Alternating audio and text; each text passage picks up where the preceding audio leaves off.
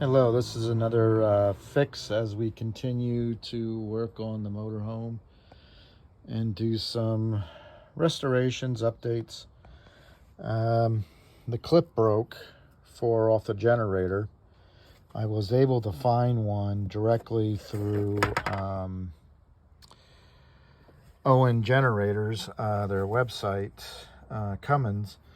They don't have pictures, so this is the actual latch assembly.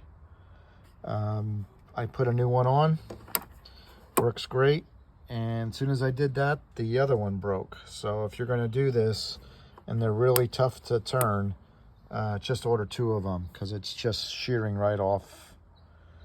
It's shearing right off inside. So that's it. Hopefully this helps somebody.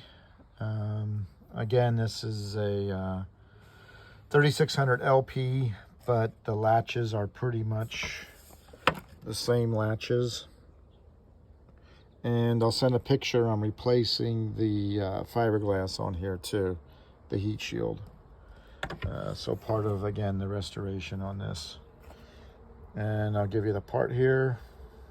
And this is directly from their site. I think it was high 20s, $28 or something like that. But I wanted to stay with original and got new.